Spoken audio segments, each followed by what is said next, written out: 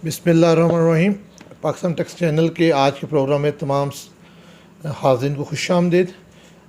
आज के सेशन का बाकायदा आगाज़ हम तलावत कुरान पाक से करते हैं। अली नसीम एडवोकेट से गुजारिश करूँगा कि वो आएँ तलावत कुरान पाक से सेशन का बाकायदा आगाज़ करें।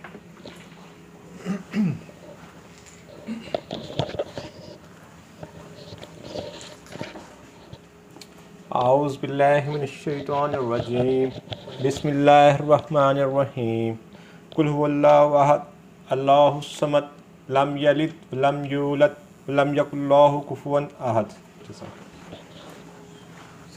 जज़ाकल्लाहु खैर। सेशन को आगे बढ़ाने से कबल तमाम हाज़रीन से गुजारिश है कि नबी सल्लल्लाहु अलैहि वसल्लम पर एक दफ़ा दुरूद पाक ज़रूर पढ़ लें। अल्लाहुम्मा सल्ली अला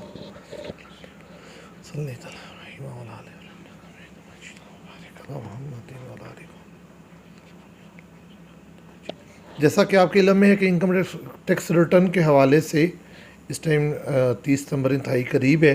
रिटर्न के हवाले से हम ऑलरेडी 5 सेशन अपने जो कंडक्ट कर चुके हैं।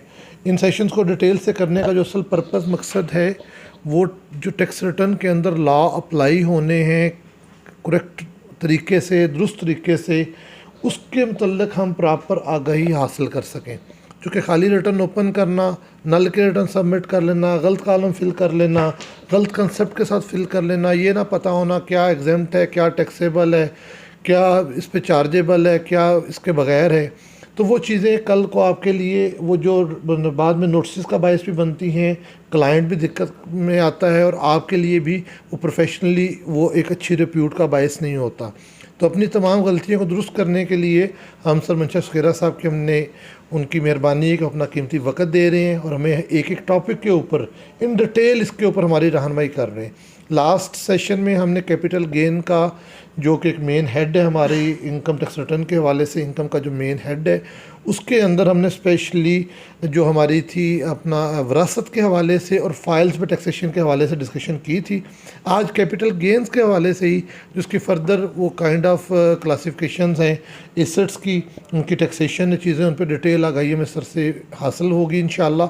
तो मैं गुजारिश करूँगा सर मंशा सुखेरा साहब से कि वो तशरीफ़ लाएँ और कैपिटल गेन के हवाले से हमारी डिटेल रहनुमाई फरमाएँ।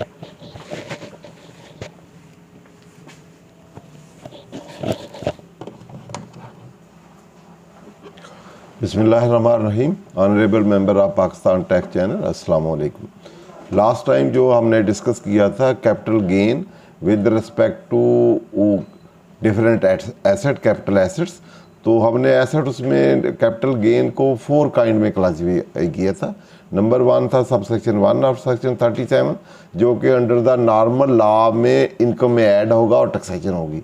फिर सेपरेट ब्लॉक टैक्सेशन थी जो कि इमूल प्रॉपर्टी थी, उसके लिए सब सेक्शन 1A था, उसके मुताबिक उसकी सेपरेट ब्लॉक की सेपरेट टैक्सेशन थी immovable property according to a separate date and separate period holding time. इसी तरह हमने capital gain arising from securities अलग डिस्कस किया था 37A, उसके भी separate different classes of asset हैं और डिफरेंट उनके rate according to the holding और फर्स्ट रूल में गिवन है, उसको हमने डिस्कस किया था। फोर्थ कैटेगरी समझ लें, एक स्टैंडर्ड वाली, एक सेपरेट ब्लॉक में 2 इमूल प्रॉपर्टी और लिस्टेड सिक्योरिटीज़, ये 3 कैटेगरी हमने ये डिस्कस की थी।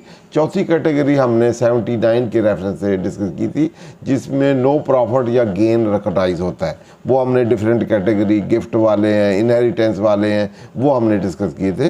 तो उसमें उसके बाद फिर कुछ और एसेट्स हैं, वो आज हम देखते हैं पहले कि कौन से एसेट हैं जो कि जिन पे नो लॉस और गेन है, रिकॉग्नाइज करना है, गेन या लॉस 0 रिकॉग्नाइज होगा, तो उनको हम पहले देखते हैं। उसके बाद फिर हम स्टैंडर्ड जो नॉर्मल लॉ है जो सब सेक्शन 1 है जो चार्जेबल अंडर दिस है, कुछ हमने एग्जम्पशन की भी बात की थी कि सेकंड शेड्यूल में जो गेन्स हैं जो एग्जम्प्ट होंगे वो that will be excluded from the chargeability.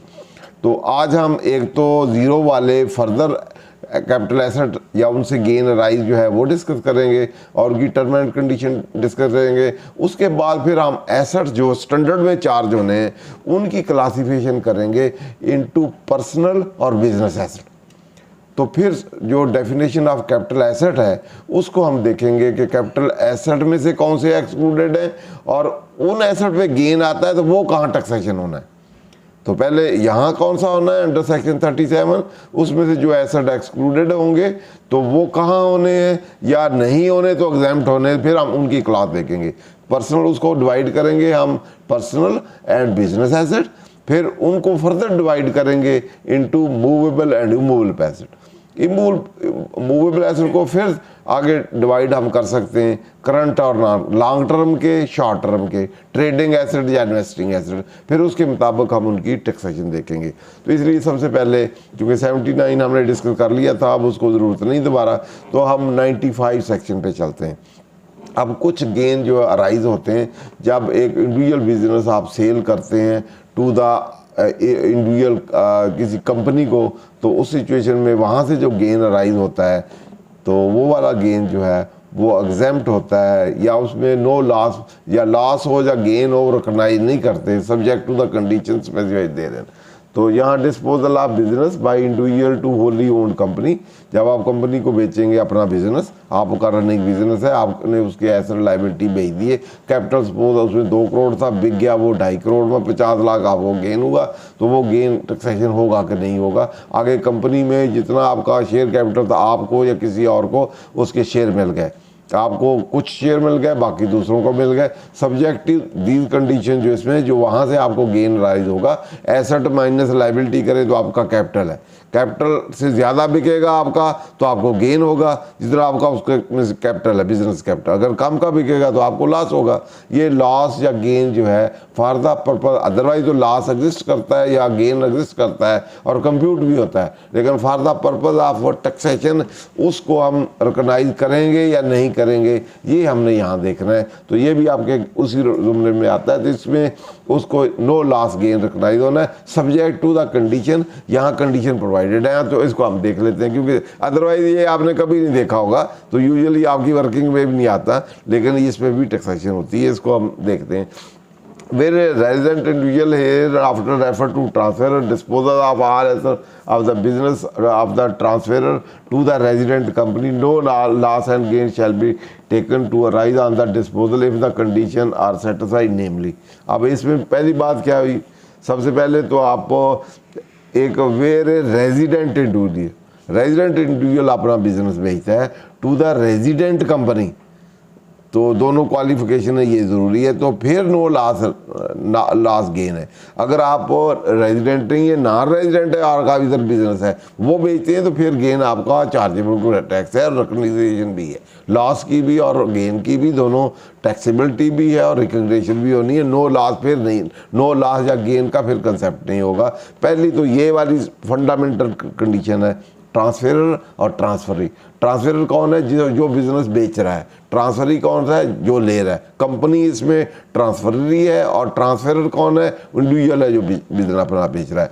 तो दोनों के लिए कंडीशन क्या है कि वो रेजिडेंट हो और रेजिडेंट कंपनी बनी हो, उसको वो बेच रहा हो अपना बिजनेस, सारे एसेट जो है ना, asset of the business of the trader. जब एसेट बेच रहा हो तो एसेट की लाइबिलिटी का जिक्र नहीं है, एसेट 2, 4 हो, ऑल, बल्कि all the asset, all asset जो है वो बेचेगा, तो ऑल का भी कंडीशन है कि अगर आधा 2 बेचता है, 3 बेचता है तो वो इसमें फॉल नहीं करता। लैंड बेच दी, बिल्डिंग बेच दी या मशीनरी या कुछ और बेच दिया, वो नहीं। ऑल एसेट आपने जो आपका बिजनेस है उसको सीज करना है, ख़त्म कर देना है, लिक्विडेट कर देना है और कंपनी बना के उसमें ऑल एसेट ट्रांसफ़र कर देने हैं। तो उस सिचुएशन में यू आर द ट्रांसफेरर, आगे ट्रांसफर ही है। तो यूजुअली ये होता है कि जो बंदा कर रहा है सारे शेयर उसी को उसके अंगेज मिले, तो क्योंकि फिर ओनरशिप उसी तरह ही रही ना, कंपनी में मालिक है, या कोई परसेंटेज हो, कितने परसेंट आप रखेंगे, इतने परसेंट किसी को दे सकते हैं, तो आगे कंडीशंस हैं। तो इस तरह इनकी हम कंडीशन देख लेते हैं कि ये कंडीशन सारी resident individual transferring all of his business asset to the transferee who is a resident company. तो in that situation no loss और लॉस या गेन जो भी उससे अराइज होगा, excess of asset over the liability, और जो नेट कैपिटल होगा, कैपिटल का डिफरेंस जो होगा। सपोज आपका 2 करोड़ का कैपिटल है तो आपका बिजनेस बिक रहा है, उसमें 2.5 करोड़ तो 50 लाख आपका गेन है, या उस 2 करोड़ का कैपिटल है तो 1.5 करोड़ का बिक रहा है तो 50 लाख का लॉस है। तो ये लॉस या गेन जो है from the sale of resident business to the resident company shall not be recognize, provided ये 2 कंडीशन ओरिजिनल भी हैं, ऑल एसेट सेल की और रेजिडेंसी की, और प्लस और भी हैं, ये फुलफिल होगी तो लॉस और या गेन है रिकॉग्नाइज नहीं होगा, अदरवाइज रिकॉग्नाइज होगा और टैक्सेबल भी होगा अकॉर्डिंगली। तो आगे कंडीशन हम देख लेते हैं, एक की देख लेंगे, बाकी को हम फिर नहीं देखेंगे, अगले भी आएंगे। Consideration reached by the trustee of the company a share or share in the company other than redeemable share। तो अब कंपनी में वो बंदा उसके एंगेज शेयर ले, जिसका कैपिटल है 2 करोड़ वाला, 2 करोड़ के वहाँ से 2 या कम के या ज़्यादा के शेयर ले उस कंपनी में, उसको शेयर मिलेंगे और रिडीमेबल नहीं होंगे। रिडीमेबल से मुराद आप उनको उस वो शेयर को रिडीम आप विदड्रॉ नहीं वहाँ से फंड कर सकते, उसमें परमानेंट कैपिटल आपका होगा, या तो जब कभी कंपनी लिक्विडेट होगी तो फिर आपको उसको पैसे मिलेंगे। तो शेयर में और लोन में यही फ़र्क होता है कि ये जो आपका शेयर्स होते हैं ये फॉर अनलिमिटेड पीरियड परपेचुअल होते हैं, लॉन्ग टर्म के लिए होते हैं, कभी भी वापस नहीं आते। वैसे आप बेच सकते हैं एक दूसरे को, लेकिन कंपनी को पैसे दिए उसके अंदर कंपनी को नहीं आप बेच सकते, वहाँ से विथड्रॉ नहीं कर सकते, मार्केट में किसी को भेज सकते हैं, ट्रांसफरेबल होते हैं, लेकिन अदरवाइज कंपनी से वापस नहीं ले सकते। कंपनी से ये उस वक्त ही ख़त्म होंगे जब वो कंपनी लिक्विडेट होगी, तो फिर आपको एसेट में से वापस आएंगे। रिडीम से मुराद होता है कि इनटू आप कन्वर्ट कर लें इनटू कैश, कंपनी से वापस ले लें। रिडीम करके सरेंडर, रिडीम से मुराद आता है शेयर सरेंडर करके उसके engage consideration from the company ले लें, या ऐसे करें कैंसिलेशन करवा के करा लें, तो उसको रिडीम और इनरिडीमेबल होते हैं, जो रिडीम नहीं हो सकते, जो कैंसिल नहीं हो सकते और वापस पैसे कंसिडरेशन नहीं जा सकती, रिडीमेबल होते हैं जो रिडीम हो सके। इसके नंबर 1 तो आपने इंडिविजुअल जो रेजिडेंट है जो बेच रहा है कंपनी का, उसको उससे शेयर ऑर्डिनरी शेयर वो लेगा जो कि रिडीमेबल नहीं होंगे, इररिडीमेबल होंगे। इधर transfer must beneficially owner all the issue share in the company immediately after disposal. जो ही एसेट बेचे हैं तो सारे शेयर उसी के ही हों, मतलब सिंगल मेंबर कंपनी बनाए, दूसरा मेंबर है तो इस एसेट के उसको ही मिले, दूसरा कोई बंदा आ भी रहा है तो वो और इन्वेस्टमेंट करके कंपनी में कर ले, लेकिन जितने के ये एसेट हैं वो सारे उतने ही शेयर इसको मिल लें। वो उस वैल्यू से कम भी मिल सकते हैं, उसको ज़्यादा भी मिल सकते हैं। कम मिलेंगे पैसे तो उसको लॉस होगा, फिर उसने लॉस नहीं रिकॉग्नाइज करना, ज़्यादा मिलेगा तो उसको गेन होगा, फिर उसने गेन पे टैक्सेशन नहीं दे। और कंपनी में और लोग भी हो सकते हैं, इसकी एसेट की कंसिडरेशन के इसको शेयर इशू देना। Company must undertake to discharge our liability in respect of asset dispose of to the company. जितने उसके एसेट के रिलेटेड लाइबिलिटी हैं वो अब कंपनी की रिस्पॉन्सिबिलिटी हो गई है, तो वो साथ लाइबिलिटी भी टेक करेगी या उसी एसेट में से उसको पे ऑफ करेगी। उसके बाद any liability asset dispose of to the company must not exceed the transfer cost of asset at the time of disposal. तो any liability asset dispose of to the company must not, जितनी उसकी cast है उसकी liability उससे ज़्यादा ना हो।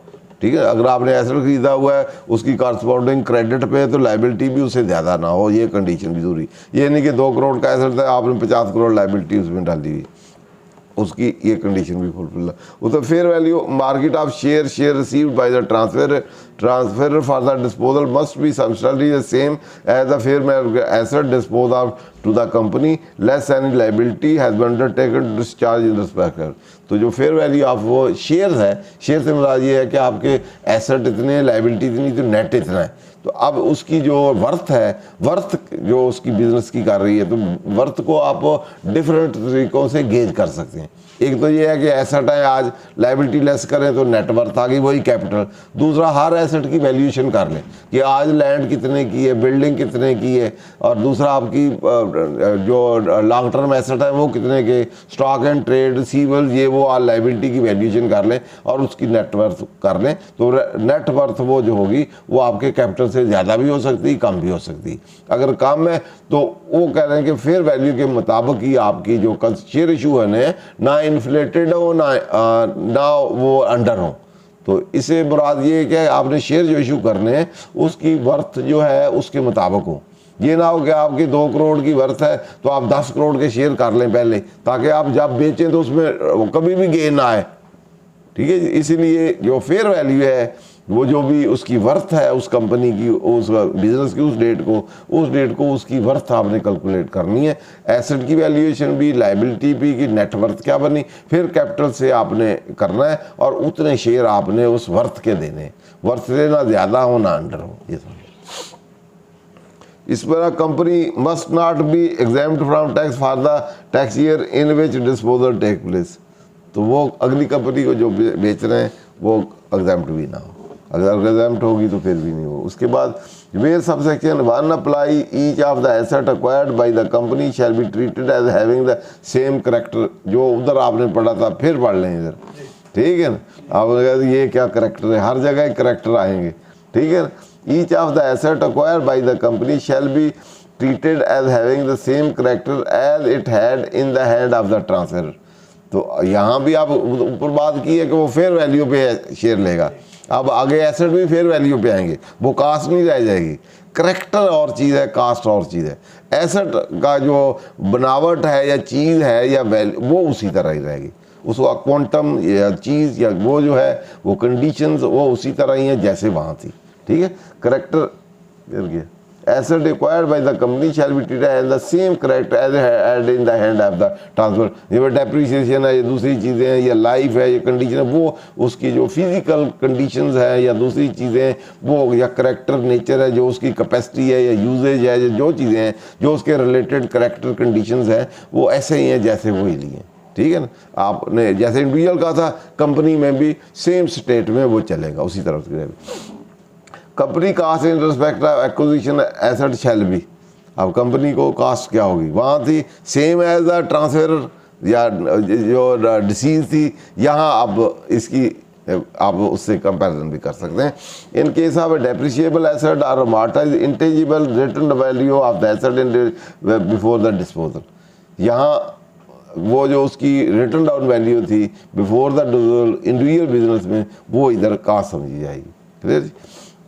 इन case of stock in trade, वहाँ स्टॉक इन ट्रेड भी तो है, तो जो डेप्रिशिएबल और इंटेंजिबल है उनकी रिटर्न डाउन वैल्यू वहाँ भी रिटर्न डाउन वैल्यू थी, वो उसी तरह इधर ले आई जाएगी, उसको फेयर वर्थ पे या उस पर नहीं किया जाएगा, वहाँ से उसी तरह बारो करके कंपनी में लाई जाएगी।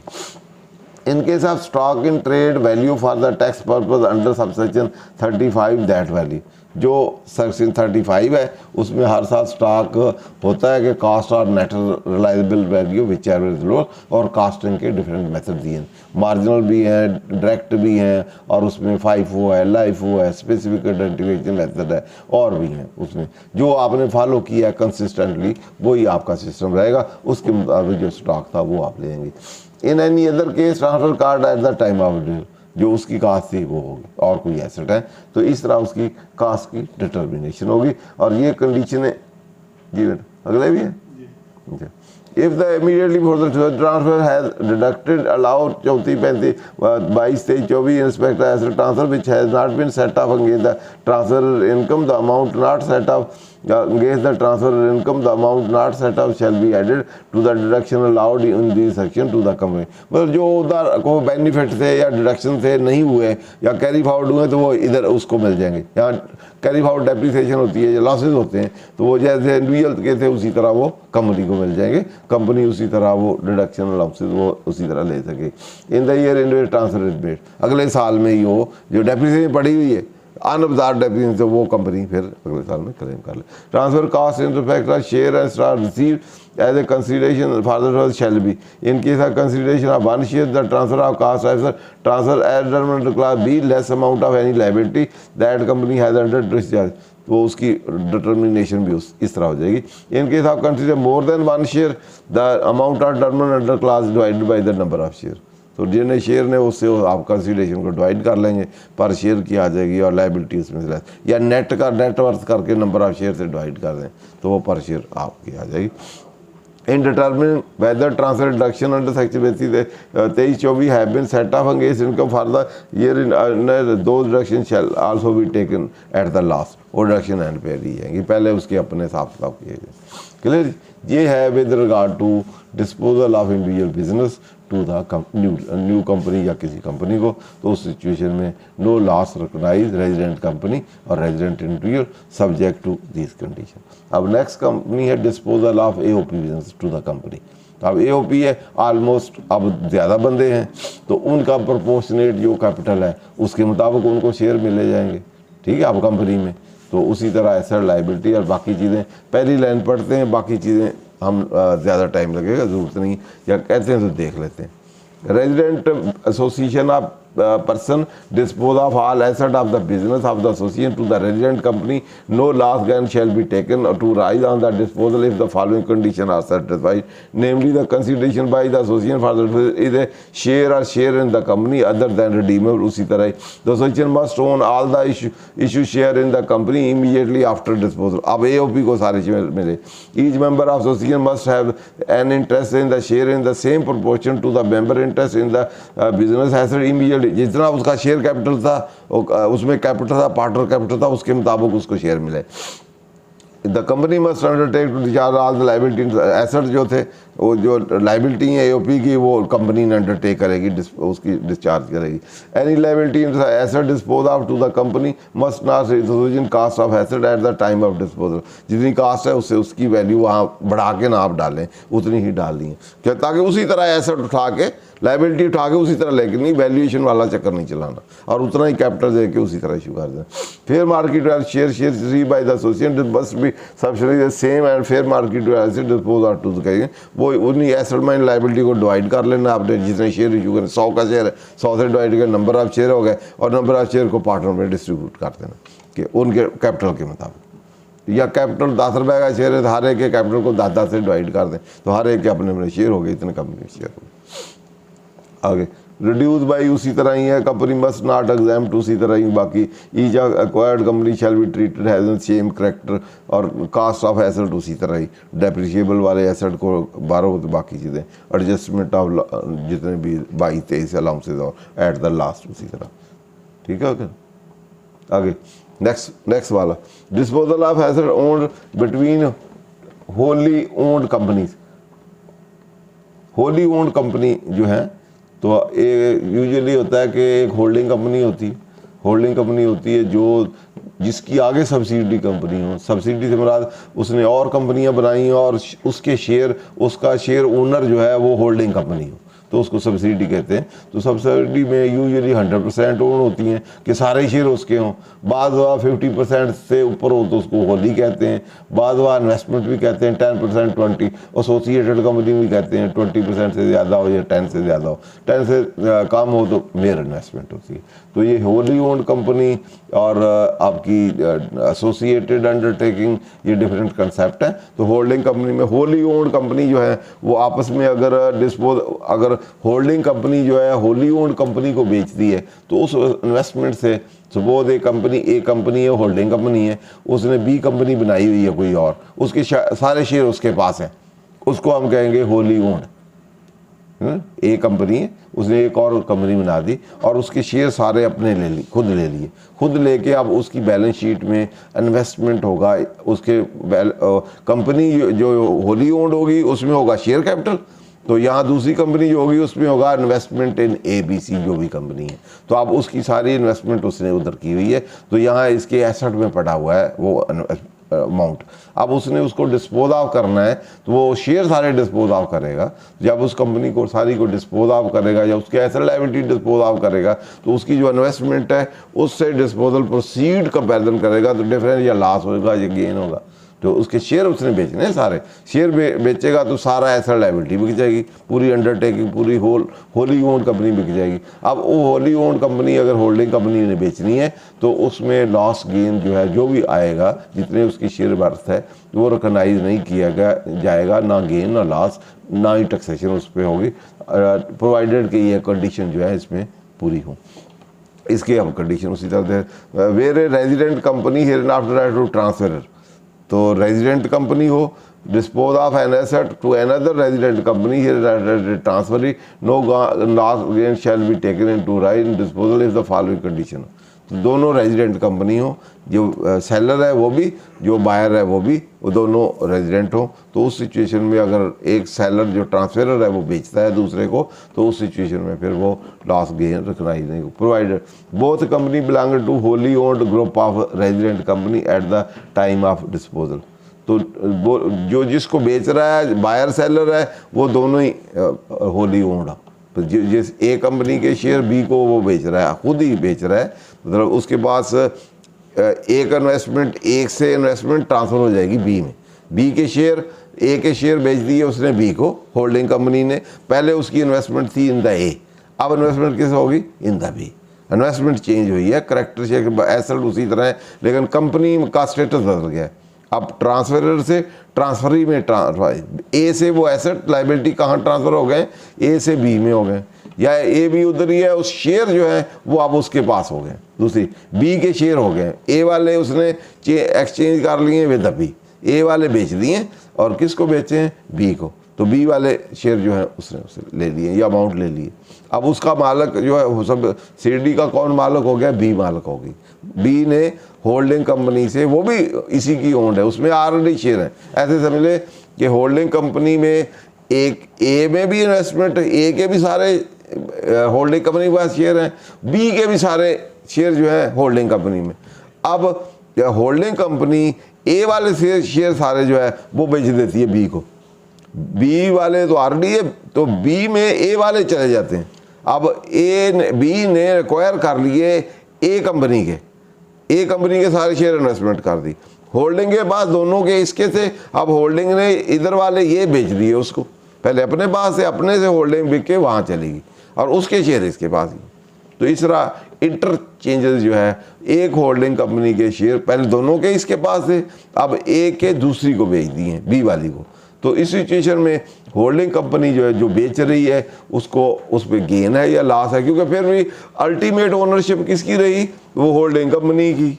अब ए बी सी 10 कंपनियां हों, सारी वो उसके जितने भी प्रॉफिट होंगे, लॉस होंगे, एसेट्स होंगे, अल्टीमेटली कौन उसका बेरर होगा? लॉस होंगे कौन बेर करेगा, या गेन का फायदा बेनिफिशियरी कौन होगा? होल्डिंग कंपनी ही होगी ना।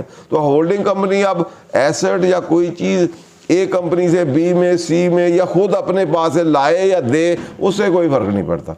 वो गेन हो लॉस हो, अल्टीमेटली उसके अपने ही।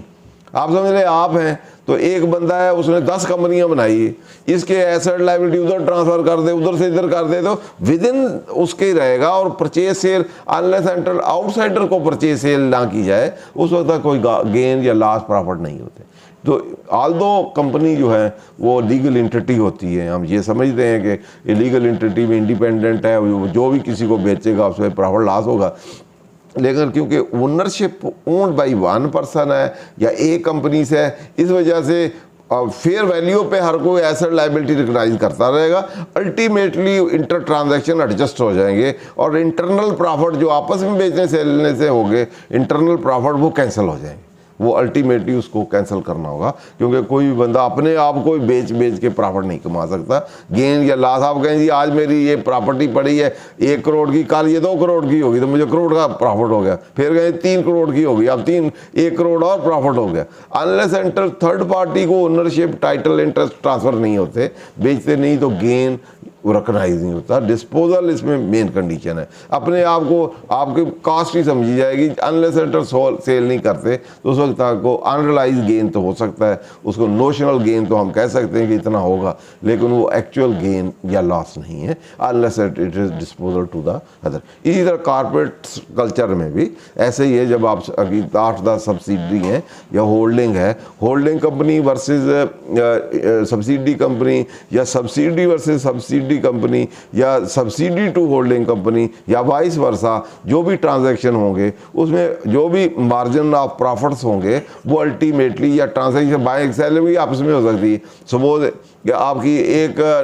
आपकी होली ओन्ड है, वो होल्डिंग कंपनी को बेचती है, या होल्डिंग कंपनी उधर सेल करती है, यहाँ कास्ट और है वहाँ, तो आपस में प्रॉफिट हो रहा है, ट्रांजैक्शन रिकॉर्ड होंगे। लेकिन ये ट्रांजैक्शन जो है अनलेस एंटल वो आगे सब्सिडी थर्ड पार्टी को नहीं बेचती, तो with in that he stock, closing stock जो होता है उसमें मार्जिन होता है, साल के एंड पे वो अनरियलाइज प्रॉफिट को कैंसिल कर देते हैं या उसकी प्रोविजन डाल देते हैं। इस तरह वो transaction until with in the group रहेगी कोई चीज़, तो गेन बेशक रिकॉग्नाइज भी किया है तो ultimately at the end of year उसकी प्रोविजन डालनी है या उसको कैंसिल करना है, उसको कहते हैं अनरियलाइज प्रॉफिट।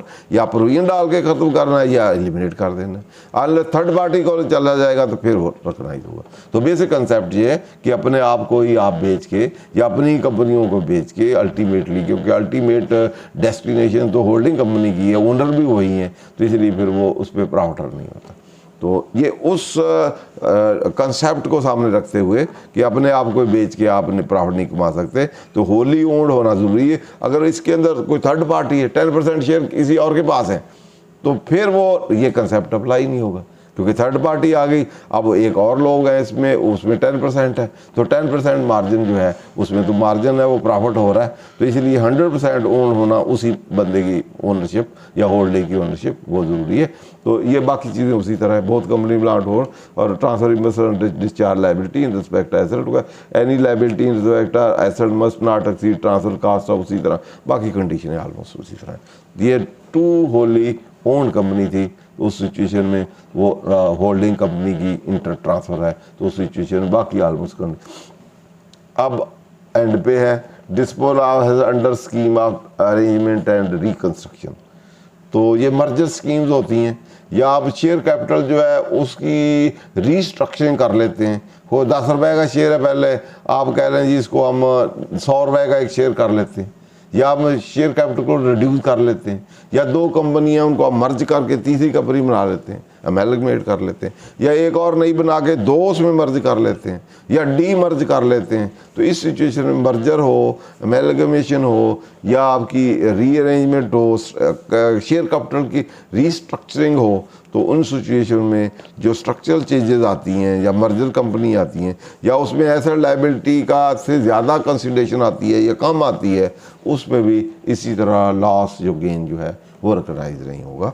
तो इस स्कीम में no loss gain shall be taken rise on the disposal of company from one company hereafter transfer to another company, transferring by virtue of operation of company का ये सेक्शन है, scheme operation of sectioning arrangement register under section 282L to 84 to 287 of company 97 और section 48 of banking company if the following condition. ये भी उसी तरह conditions हैं, तो वही कंडीशन होंगी। तो हाई कोर्ट जब से आप मर्जर की मंजूरी, पहले मर्जर स्कीम बनाते हैं कि टोटल कंपनियां कितनी हैं, किस में मर्ज हो रही हैं, कितनी उसकी वैल्यू है, कितने शेयर उसको इशू करने हैं, तो उसके मुताबिक मर्जर स्कीम आपको देते हैं। टू एक्सचेंज रेशियो भी डिटरमिन करते हैं कि उसका एक शेयर जो है दूसरी के कितने शेयर के बराबर है।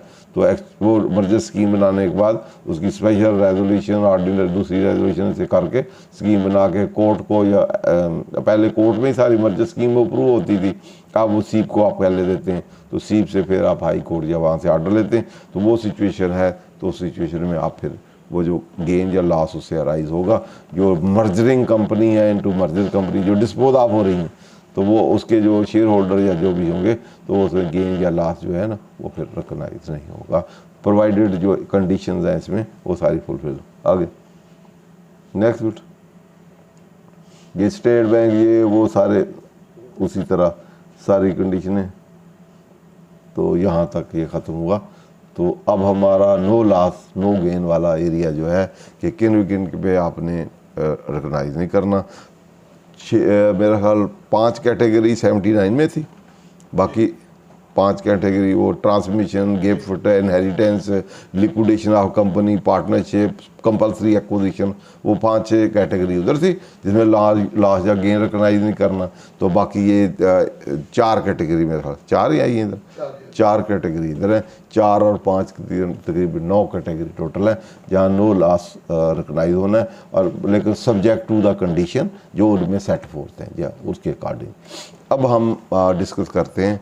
तो पहले वाले को कि स्टैंडर्ड वाला जो चार्ज टू टैक्स होना है under sub section 1 of section 37, तो उसमें कौन कौन से एसेट आते हैं। तो सबसे पहले हम डेफिनेशन ऑफ कैपिटल एसेट देखेंगे, फिर उसको हम देखेंगे कि personal asset usual personal asset जो है, मूवेबल एसेट जो पर्सनल एसेट हैं वो चार्जेबल टू गेन नहीं है, वो एक किस्म के समझ एग्जाम्प्ट है। वो अदर देन कुछ 5 कैटेगरी अलहदा है, वो पर्सनल एसेट पर्सनल यूज़ के लिए भी होते हैं, तो फिर भी वो टैक्सेबल है।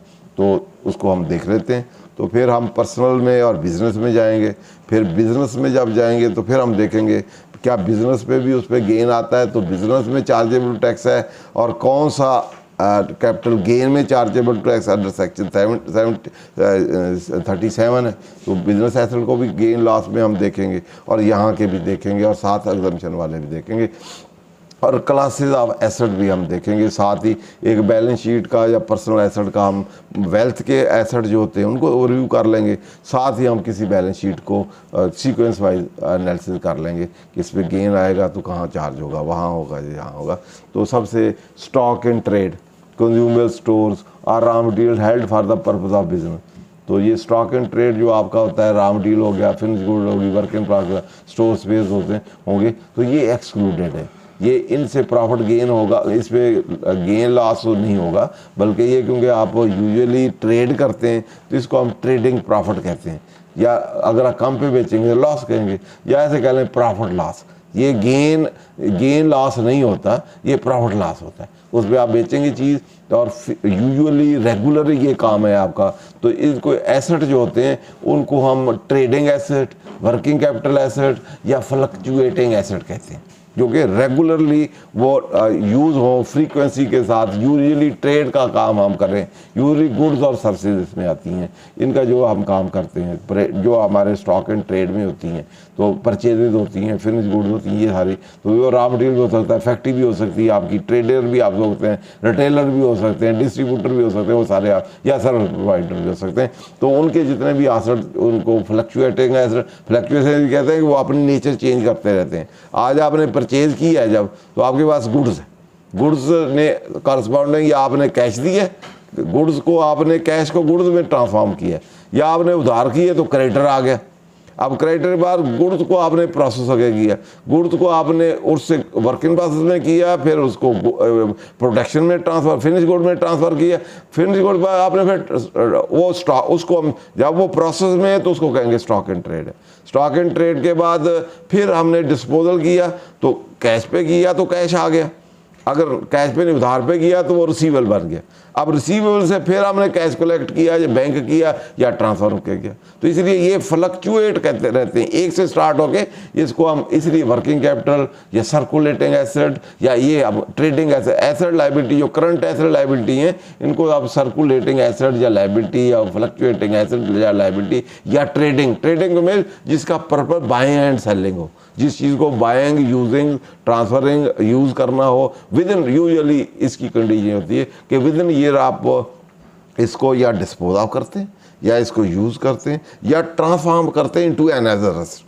जो एसेट नेक्स्ट ईयर में या लाइबिलिटी अपनी शेप चेंज कर दे, ट्रांसफॉर्म हो जाए, यूज़ हो जाए, या वो ऐसे कर लें अपनी शेप का चेंज कर ले, या ट्रांसफॉर्म इनटू अनदर एसेट वो ट्रांसफ़र हो जाए, तो विद इन ईयर, तो उसको हम कहेंगे, जिनकी लाइफ 1 साल हो ट्रांसफरिंग में या शेप चेंज करने में या सर्कुलेटिंग ट्रेडिंग साइकिल में रहे, तो उसको हम करंट एसेट करेंगे। और उनसे जो भी उनकी डिस्पोजल से लॉस या प्रॉफिट होता है उनको हम प्रॉफिट या लॉस कहते हैं, और वो chargeable to tax under the head business होता है। उसको यूजुअली हम गेन के वर्ड नहीं देते।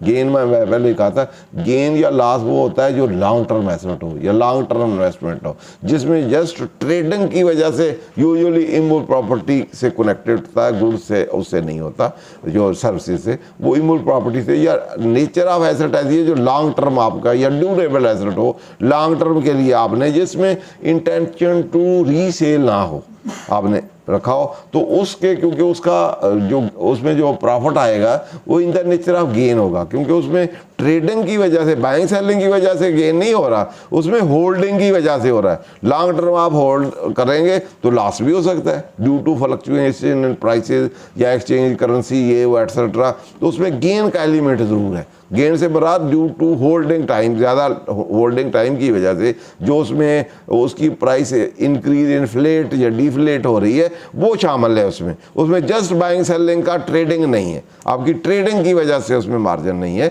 बल्कि उसमें ट्रेडिंग के साथ, ट्रेड तो आप 2 साल बाद कर रहे हैं, उसमें होल्डिंग का गेन भी है जो आपने इतनी देर की है। तो जहाँ होल्डिंग की वजह से उसमें एड लेस हो तो उसको हम यूजुअली गेन कहते हैं। या नेचर ऑफ एसेट बहुत है, जैसे स्टॉक है, स्टॉक शेयर हम करते भी हैं तो उसको हम गेन ही कहते हैं, वो इंस्ट्रूमेंट है, ठीक है। इसी तरह usually immovable property, stock share जो होते हैं, इसमें से जो प्रॉफिट आता है उसको हम गेन का टर्मिनोलॉजी देते हैं। क्लियर। तो उसके बाद ये पहले वाला, ये जो स्टॉक इन ट्रेड है, ये फ्लक्चुएशन का है, वो वाले जो उधर है। पहले जो पुरानी डेफिनेशन थी वहाँ उन्होंने स्टॉक एंड शेयर इसमें से स्पेसिफिकली एक्सक्लूडेड था, लेकिन अब नहीं इंक्लूडेड, तो यही रखा है, तो वो ऑटोमेटिकली उस पर गेन है। अब नेक्स्ट जो है मोस्ट इम्पॉर्टेंट है, अब इसमें क्या है, any property with respect to person is entitled to depreciation deduction under section 22, amortisation deduction under section 24। अब इसमें डेप्रिसिएशन किन किन एसेट पे है। अब बिजनेस में हम अगर देखें तो उसमें बिल्डिंग है, लैंड पे नहीं है, तो बिल्डिंग है, प्लांट एंड मशीनरी है, फर्नीचर फिक्चर है, व्हीकल है, और अमॉर्टाइजेशन इंटेंजिबल है जो आपके इंटेलेक्चुअल प्रॉपर्टी है, ट्रेडमार्क है, कॉपीराइट्स है, या आपका पेटेंट है, या कोई फार्मूला है, या आईटी का सॉफ्टवेयर है, वो सारे हैं।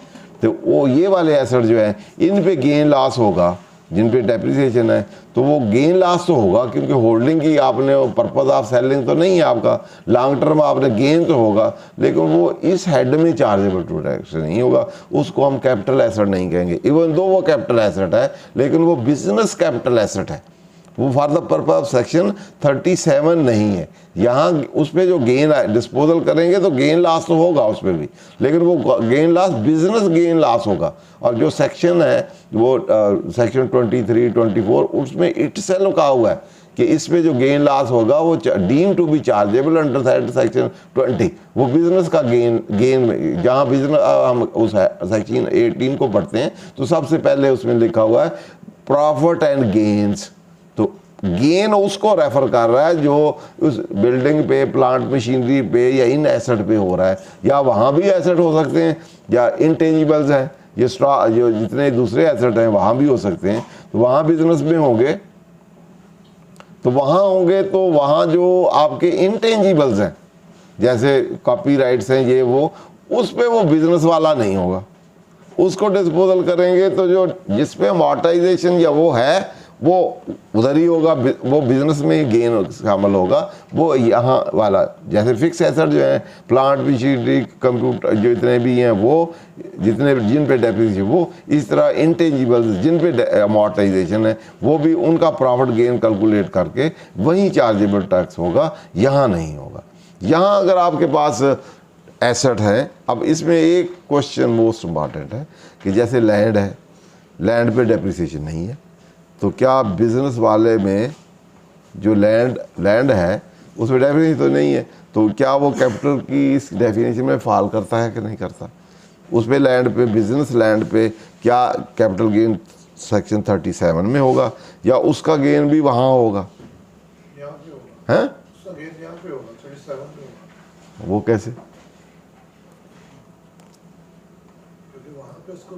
नहीं किया गया। यहाँ नहीं, 37 का जब पढ़ते हैं वहाँ पे बिजनेस और पर्सनल प्रॉपर्टी को लहदा नहीं किया गया। नहीं, यहाँ देखें ना, यहाँ उसने लिखा हुआ है any property with respect to which person is entitled to depreciation deduction under section 20 है।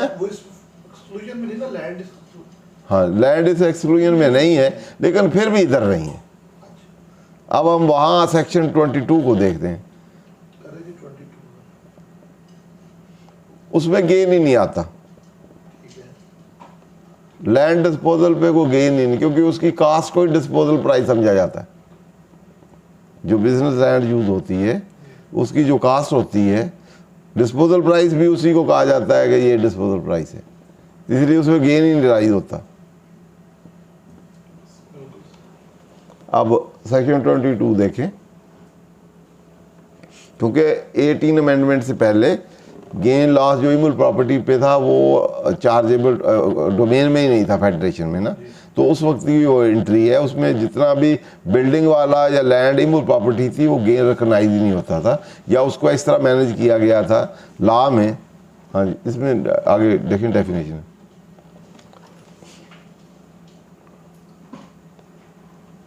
ये देखिए the return of definition at the time of beginning, ये कैसे the cost of shares reduce by the interest. आगे चलें, definition है कहाँ, यही है, आगे चलो। कास्ट ऑफ एसेट्स आखिरी डेफिनेशन होगी, आखिरी होगा ना ये। For the purpose of this section the cost of depreciated asset being passenger transport vehicle, ये अप्लाइंग फॉर शैल नॉट, ये व्हीकल वाली, ये दें यहाँ, ये most important. Cost of immovable property या structure to the shall not include cost of land. चल नीचे है, any asset leasing company where depreciation where consideration received on disposal of immovable property, यहाँ ये important है, कौन सा वाला D, where consideration received on disposal of immovable property exceed the cost of the property, the consideration shall be treated as a cost of the property। इसी से related सवाल जरा, 4C पे जजमेंट आई कराची ATIR की डिस्पोजल ऑफ गेन के हवाले से, वो कंपनी का केस है, कंपनी का केस है वो। 4C के 4 साल के बाद वाला जो मेरा गेन आया उस पर 4C लगेगा कि नहीं लगेगा? कैपिटल इसके एसेट से प्रॉपर्टी बेचने के 4 साल के बाद गेन राइज, वो गेन राइज देखिए, अब दो चीजें होगी, एक तो यहाँ हो गया, यहाँ तो उसकी कास्ट और वो एक ही है, जो कास्ट है वही ट्रीटेड, उसकी कंसिडरेशन समझी जाएगी, तो इट मीन उसका गेन ही नहीं है, ठीक है। कोई गेन राइज ही नहीं होता डिस्पोजल ऑफ इमूवेबल प्रॉपर्टी से। जो आपकी इधर लैंड है जिसकी जो कनेक्ट बिजनेस की है, बिजनेस के अलावा आपकी अगर बिजनेस में नहीं है तो वो वाली जो है जो बिजनेस में यूज नहीं होती, इन्वेस्टमेंट प्रॉपर्टी है, तो फिर वो उसमें है, फिर वो 37 में है ना।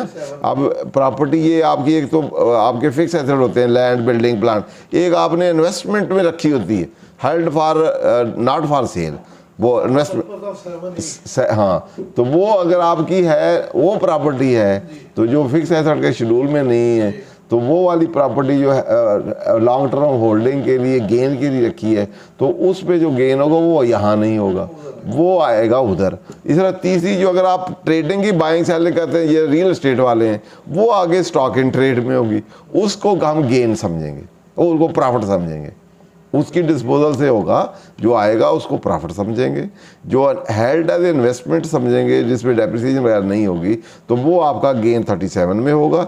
जो आपके डेप्रिशिएबल एसेट इंजेबल और वो होंगे तो वो आपके इधर बिजनेस, उसकी बिजनेस है, ऐसे ऐसे समझे, इस तरह क्लासिफिकेशन, ठीक। जिस लैंड में पैसे तो मुझे इजाफी मिल गए, लेकिन लॉ ने कहा ये आपकी कॉस्ट है, हमने आपका गेन नहीं आया, वाइट मनी आपकी टोटल ही, उसको फिर आप रिटर्न में बैलेंस शीट में रिकंसाइल किस तरह करेंगे, यानी कि किस हेड में जाके वो जो एक्सेस है वो चार्जेबल टैक्स नहीं है, पैसे तो आए हैं, वो हम लिखेंगे लेकिन एग्जेम्प्ट कर लेंगे, एग्जेम्प्ट या फाइनल डिस्चार्ज या उसमें लिख देंगे ना, हेड है ना आपके, एक टोटल वाला है, एक फाइनल ब्लॉक एग्जेम्प्ट, वो गेन नहीं, एक्चुअल गेन है, लेकिन for the purpose taxation gain नहीं है।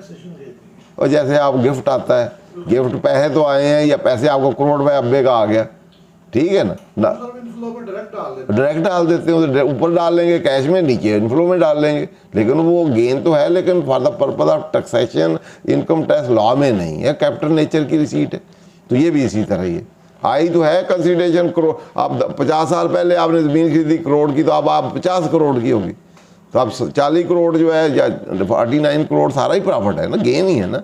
लेकिन यहाँ उसकी जो कास्ट है वही कंसिडरेशन जब समझी जाएगी तो वो सारा एक्चुअल तो पैसे आए हैं 49 करोड़, अबव देन दैट वो गेन है आपका, लेकिन ये इस पर्पज़ के लिए नहीं, इसी टैक्सेशन नहीं, वो आपका जो रिपोर्टिंग है वो तो एक्चुअल बेसिस पे ही होनी है ना। तो लेकिन जब कोई पूछेगा ये डिफरेंशियल क्यों नहीं आपने गेन टू चार्ज किया, फिर आप कहेंगे ये कंप्यूटेशन में जहाँ डिस्पोजल प्राइस और कास्ट का डिफरेंस गेन होता है, फिर वो टैक्सेशन होती है, मेरी कास्ट भी उतनी है as per this section, disposal price भी उतनी है, तो डिफरेंशियल 0 है, तो टैक्सेशन पर्पज़ के लिए ज़ीरो है। जैसे हमारा प्रॉफिट बिफोर टैक्स अकाउंटिंग में तो और होता है, जब डेप्रिसिएशन ऐड करते हैं तो और बन जाता है। अगर वो कहे नहीं जी वहाँ तो ज़्यादा था, इधर कम हो गया, तो आप कहेंगे जी वो डेप्रिसिएशन अकाउंटिंग थी, ये टैक्सेशन है, उसकी एडजस्टमेंट करके टैक्स पर्पज़ के लिए इतना है। तो इसलिए रिकॉन्सिलेशन आइटम होते हैं। तो रिकॉन्सिलेशन आइटम में वो एक्चुअल तो उतना आपका जो है उसके मुताबिक, जैसे मैंने इम्पोर्ट का भी आपको बताया था कि एक्चुअल आपने पैसे और दिए हैं, उधर कस्टम वैल्यूएशन में होके टैक्सेशन और हुई है। तो इसलिए जो डिफरेंशियल है वो किससे, अब रिकॉन्सिलेशन से। अकाउंटिंग का टाइमिंग डिफरेंस, अक्रूवल और रिसीट में timing difference, accounting methodology difference, valuation methodology difference, और treatment taxation versus accounting treatment और एक्चुअल ट्रीटमेंट के जो डिफरेंसेस हैं वो टाइमिंग डिफरेंस या ट्रीटमेंट डिफरेंसेस हैं, वो अपनी एग्जिस्ट करेंगे और वो थ्रू रिकन्सिलेशन आप रिकन्साइल करें। क्लियर जी। ये नहीं कि आप ऐसे है तो ऐसे ही करना है जी, डिफरेंस कहाँ डालें, बट डिफरेंस कैश में है तो कैश में डाल लेंगे, और वो कैश में अगर आप हेल्थ में डालेंगे तो कहीं और भी डालना पड़ेगा, वो अदर आइटम जो है वहाँ डाल दें। वो पूछेगा या कहाँ से आया, आप कहें ये डिस्पोजल की है, वो क्या क्यों नहीं गेन दिए उनके, ये जैसे एग्जाम्प्ट है या कैपिटल रिसीट है, या ये ला कहता है इसमें गेन जो आएगा कास्ट और डिस्पोजल प्राइस सेम है एज पर दिस डेफिनेशन, जब सेम है तो गेन रिकॉग्नाइज नहीं होता। ठीक है, दो एरिया हमने क्लियर कर लिए इसमें। अब थर्ड पे चलते हैं। थर्ड मोस्ट इम्पॉर्टेंट है। थर्ड में है any movable property. Movable mean जो अटैच विद अर्थ ना हो, जैसे आपका लैंड बिल्डिंग या मशीनरी परमानेंटली अटैच विद अर्थ हो है तो वो वाली परमानेंट जो है वो इमूव होती हैं। उसके अलावा कोई मूवेबल गुड्स भी और सर्विसेज, जो चीज़ एक जगह से टेंजिबल, वो पहले वाली जो इमूवल है उसकी दो करैक्टर है, एक वो टेंजिबल है और दूसरा मूवेबिलिटी उस पर बाहर है, मूव नहीं हो सकती। जो मूवेबल प्रॉपर्टी है वो टेंजिबल भी है और मूवेबल भी होती, एक जगह से दूसरी जगह ट्रांसफर की होती। और दूसरा करैक्टर मूवेबल का ये वो इंटेंजिबल भी हो सकती, जैसे सर्विसेज हैं या ट्रेडमार्क कॉपीराइट है, इंटेंजिबल और मूवेबल। तो इसमें मूवेबल के दो करैक्टर हुए, एक टेंजिबल, दूसरा इंटेंजिबल, और तीसरा movability, transferability from one place to other. आप मूवेबल जितने भी आपके एसेट होंगे, जैसे गाड़ी है या फर्नीचर फिक्चर है या आपका कैश है, बॉन्ड्स हैं, जो भी चीज़ें आपकी स्टॉक शेयर जो भी जितनी भी हैं, जो आपके स्पेसिफाइड इन सब सेक्शन, ये सारे हेल्ड फॉर अदर देन, ये एक्सक्लूडिंग अदरवाइज ये भी पर्सनल एसेट हैं। कैपिटल एसेट स्पेसिफिक सबसे 138 ये भी पर्सनल एसेट हैं, लेकिन इनको कैपिटल एसेट की डेफिनेशन में से जब निकाला गया तो ये आपके कैपिटल एसेट बन गए। इन पे गेन लॉस आपने रिकॉग्नाइज करना है और चार्ज टू टैक्स करना है। मूवेबल जो है ये वाले स्पेसिफिकली कैपिटल एसेट में नंबर 1 जो हेड है स्टैंडर्ड रेट पे चार्ज होने। पहले इन एसेट को हम देखेंगे, ये स्टैंडर्ड रेट जो हमारा होगा और इनकम की जो टोटल इनकम बाकी हेड हैं इस हेड में आके टोटल में ऐड कर देने, और normal standard AOP individual company की जो रेट लगेगा उसके कार नहीं चलेगा। तो इसमें से जो एक्सक्लूडेड है उनको हम देखेंगे। तो एक्सक्लूडेड जो नहीं है वो ऑल जो मूवेबल प्रॉपर्टीज़ हैं held for the personal use, जो आपके पर्सनल यूज़ हैं। तो वेल्थ में आपके पर्सनल एसेट होते हैं, कंपनी में यूजुअली पर्सनल एसेट नहीं होते। पर्सनल एसेट और जो आपके बिजनेस एसेट हैं वो डिफाइंड भी हैं अंडर सेक्शन 75। तो 75 में क्या क्या डिफाइन है, उसमें पर्सनल एसेट वो है जो होली एंड एक्सक्लूसिव पर्पज के लिए यूज़ हों, जो पार्शली पर्पज पार्शली बिजनेस हो तो वो बिजनेस एसेट है। तो ये वहाँ डेफिनेशन है। तो यहाँ जो व्हीकल या इंश्योरेंस या कैश या बॉन्ड या डॉलर जो आपके पर्सनली आपके ही हैं और आपके जॉइंट अकाउंट में नहीं है, जॉइंट का बिजनेस और दोनों यूज़ होते हैं तो वो बिजनेस में चला जाएगा। क्लियर। तो यहाँ जो पर्सनल एसेट हैं उनकी एग्जैम्प्ट है, वो आपके इसमें नहीं है और अकॉर्डिंग इसमें चार्जेबल टू टैक्स नहीं है। तो यूज बाय द, और यूज भी कंडीशन है कि पर्सनल यूज में हो बाय द पर्सन और any member of family dependent on him. तो कोई भी पर्सनल यूज और खुद या फैमिली डिपेंडेंट यूज़ करते हैं और मूवेबल नेचर है उसकी, तो वो फिर कैपिटल एसेट की डेफिनेशन में नहीं है और यहाँ चार्जेबल टू टैक्स नहीं है। लेकिन बिजनेस में होंगे तो वहाँ पर्सनल कंसेप्ट नहीं है। फिर बिजनेस में की बैलेंस शीट में है तो वो सारे ही आपके उस पर गेन है, लॉस है, प्रॉफिट है, तो वो वहाँ चार्जेबल टू टैक्स होगा, वो जो बिजनेस के हैंड के। यहाँ पर्सनल वेल्थ में तो फिर यहाँ आपने देखना है कि पर्सनल पर्पज़ है और वो नहीं है तो फिर उस सिचुएशन में वो अलाओगे, वो आपको उस पर फिर टैक्सेशन नहीं देनी। आगे आ जाइए। अब पर्सनल बिजनेस क्लियर है कि पर्सनल जो पार्शली बिजनेस वो है जो पार्शली पर्पज़ के लिए और पार्शली आपका बिजनेस के लिए होगा तो बिजनेस होगा, या बिजनेस से ट्रांसफ़र किया पर्सनल में, पर्सनल से ऑनवर्ड वो सेक्शन 75 है। और जो होली सोली पर्सनल यूज़ होता है अपने लिए या अपने बच्चों की डिपेंडेंट के लिए, तो वो फिर आपका एक्सक्लूडेड है, उस पर गेन लॉस होगा, तो वो फिर आपका chargeable to tax under section 37 नहीं है। जैसे आपके पास गाड़ी है तो गाड़ी आपने 2 लाख की ली, डेप्रिसिएशन उस पर चार्ज नहीं क्योंकि आपकी बिजनेस नहीं की है, तो आपने बेच दी 3 लाख पे, तो 1 लाख जो है अब गेन इधर चार्जेबल टैक्स है या नहीं है, एक क्वेश्चन है कि नहीं। यहाँ गाड़ी पे नहीं है। इंश्योरेंस है आपने करवाई, 5 लाख आपने दिए, आपको 10 लाख मिल गया, टैक्सेबल है कि नहीं, नहीं है। तो इस तरह अगर पर्सनल एसेट में कोई आपका कॉपीराइट बुक शुक है तो वो आप कॉपीराइट दिए तो वो यहाँ है तो फिर चार्जेबल होंगे, बिजनेस में होंगे तो वहाँ उसके मुताबिक होंगे। इस पे अच्छा। कंसेप्शन भी है, कुछ दोस्तों का ख्याल है कि जी गाड़ी यहाँ पे चार्जेबल नहीं है लेकिन ये इनकम फ्रॉम अदर सोर्स 39 में जाएगी। क्या? जो पर्सनल गाड़ी का गेन है, हाँ हाँ, अगर जी यहाँ पे चार्जेबल नहीं है, यहाँ से 37 गेन से निकाल दिया गया, लेकिन आपको चूंकि उसके ऊपर अर्निंग तो हुई है, प्रॉफिट तो हुआ है, तो इनकम फ्रॉम अदर सोर्स का पार्ट बनेगा, वहाँ पे एनी इनकम लिखा है। बड़ी अच्छी बात है। इस पे जरा मेरा रहनुमाई। इसमें मैंने बहुत बार रहनुमाई की है कि जो इनकम टैक्स हार्डीनेस में है, इसमें इनकम चार्ज टू टैक्स होती है जो रेवेन्यू नेचर की होती है। कैपिटल रिसीट कभी चार्जेबल टू टैक्स नहीं होती अनलेस एंटिल स्पेसिफिकली लॉ ने वहाँ लिखा हो कि ये चार्ज टू टैक्स है। जहाँ स्पेसिफिकली लिखा होगा, अगर उन्होंने लिखा हुआ है कि गाड़ी पे गेन होगा तो इधर चार्ज होगा तो फिर चार्ज होगा। जैसे वहाँ गिफ्ट लिखा गया है और ये कंडीशनें नहीं होंगी तो गिफ्ट होगा, अदरवाइज नहीं होगा। तो इसलिए जहाँ कहीं कैपिटल ट्रीटमेंट देनी होती है, ये भी हेड कैपिटल गेन वाला स्पेसिफिकली है, इन एसेटों को डील करता है, तो इसीलिए ये टैक्सेबल है। अगर ये इन कैपिटलों का इधर ना लिखा होता तो ये इनसे जो गेन या अदरवाइज आना था वो टैक्सेबल नहीं था, वो इनकम नहीं था, वो इनकम ही नहीं था। इनकम की डेफिनेशन में अभी इसके बाद में और भी आपको काफ़ी सारी एग्जाम्पलें दूंगा जिससे आपको पता चलेगा कि ये यार हैं तो पैसे तो आ रहे हैं। या सिंपली मैं कह दूं कि आपने शेयर कैपिटल इशू किए हैं कंपनी में, तो कंपनी का 10 रुपये का शेयर है, आपने आज ही 20 रुपये का बेच दिया, तो कितने पैसे सरप्लस आए? 10 रुपये, उसको कहते हैं शेयर प्रीमियम। तो वो कंपनी ने आज ही कमा लिया, वो उसका कैपिटल गेन है। कैपिटल गेन तो है लेकिन चार्जेबल टैक्स नहीं। इस तरह लाइबिलिटी है आपकी, आपने लॉन्ग टर्म लोन दिया हुआ है 1 करोड़ रुपए का, तो उन्होंने आपको वेव ऑफ कर दिया, करोड़ में से 90 लाख ही दे दो, आप गेन हो गया आपको, तो वो लाइबिलिटी पे है, एसेट पे नहीं है। तो अदर सोर्स में तो वो जा रहे हैं, वो भी कैपिटल नेचर का है, कभी कभार है। जो वंस वो या कभी कभार हो, जो रकरिंग नेचर ना हो, तो वो चार्जेबल नहीं। उसको भी कहते हैं कि डिस्काउंट पे हमने, जब डिस्काउंट पे रिडम्पशन कर दें लोन की या शेयर कैपिटल होते हैं प्रेफर, रिडीम हमने पैसे रिडम्पशन पे डिस्काउंट पे कर दें, कम पैसे दे दें, या प्रीमियम पे हम रिडम्पशन करेंगे तो हमें ज़्यादा पैसे देने पड़ गए, वो कैपिटल लॉस होगा। कम पे किए तो कैपिटल गेन होगा। तो वो वाले लाइबिलिटी वाले या इस तरह के जो हैं वो वाले आपको चार्ज टू टैक्स नहीं होते। तो इसलिए क्योंकि वो कैपिटल नेचर है। जो भी receipt, benefit, gain, profit capital nature का होगा या कैपिटल एसेट से कनेक्टेड होगा, लेकिन यहाँ टैक्सेशन नहीं होगी तो वो फिर चार्जेबल टू टैक्स नहीं होगा।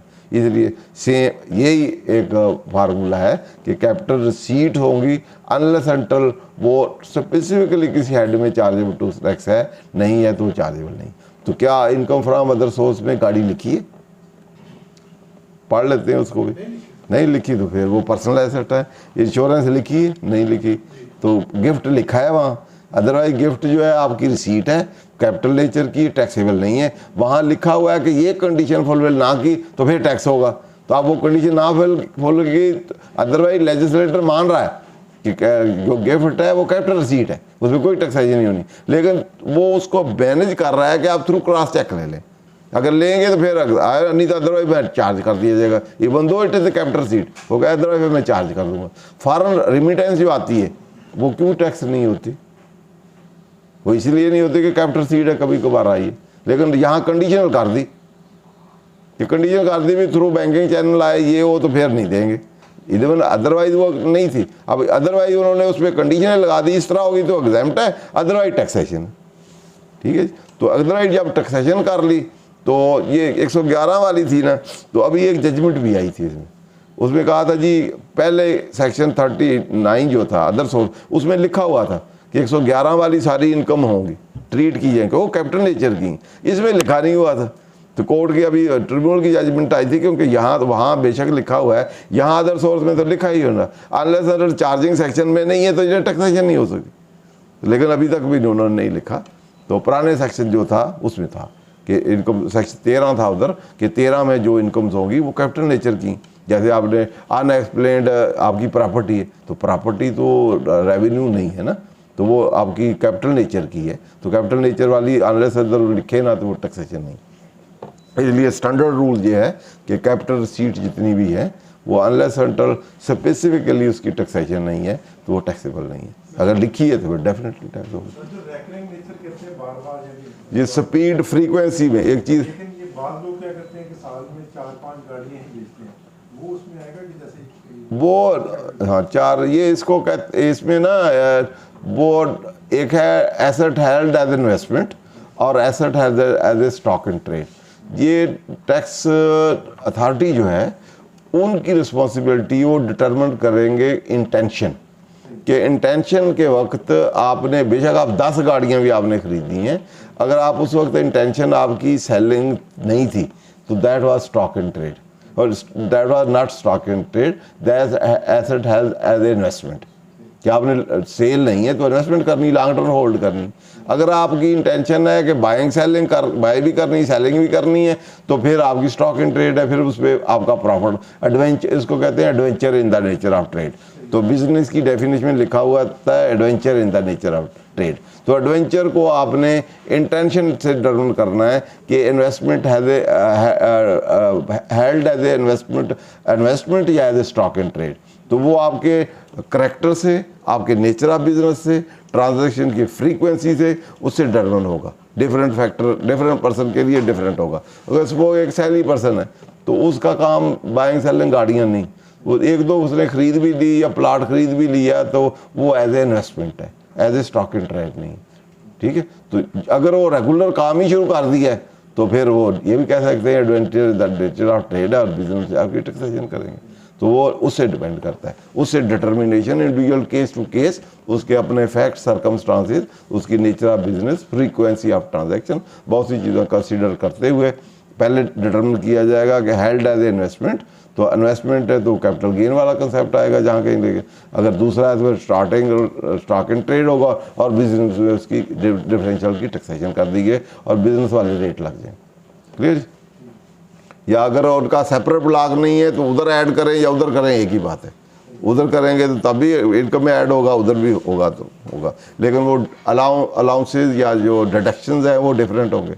वहाँ और चीज़ें हैं, डेप्रिसिएशन वगैरह है, यहाँ नहीं है, वहाँ फिर आप डेप्रिसिएशन दिख नहीं पाते। तो इसलिए adventure in the nature of trade और हेल्ड एज इन्वेस्टमेंट या held as stock in trade, वो determination case to case vary करेगी अकॉर्डिंग टू डिफरेंट फैक्टर्स, उसकी नेचर ऑफ बिजनेस, उसकी दूसरी चीज़ें। मेन सोर्स है उससे, हैं मेन सोर्स भी होगा, मेन सोर्स सैलरी भी होगा, नेचर ऑफ ट्रांजैक्शन क्या चीज़ है वो भी होगा, उसकी फ्रीक्वेंसी क्या है, वो नेसेसरी है या रेगुलर बिजनेस नेचर की। बाद में आप गाड़ी लेते हैं, गाड़ी ख़राब निकल आती, आप बेच के दूसरी लेती हैं वो भी ख़राब निकल आती, वो आप बेचते हुए तीसरी लिए वो उसकी भी खराबी निकल आती, तो चौथी पे आगे आप टिकते हैं। तो अब चौथी पे जब आप टिके हैं तो अब इससे क्या नज़र आ रहा है, अब इस बिजनेस नहीं कर रहे, आपकी मजबूरी है, नेसेसरी है, जिसकी वजह से आपको सूट नहीं कर रही, तो आप वो फिट नहीं है अकॉर्डिंग टू योर सर्कमस्टांसेस।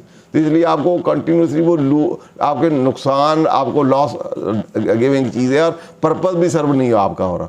तो अब इस सिचुएशन में आप क्या करेंगे, क्या है वो इन्वेस्टमेंट हेल्ड एज इन्वेस्टमेंट, आपका बेचने का इरादा नहीं है, सरकमस्टांसेस ने, सिचुएशन ने आपको फोर्स कर दिया कि आप इसको बेचें, ठीक है, बेच के नहीं ले, हो सकता है 10 गाड़ियाँ बदलनी पड़ जाएँ आपको।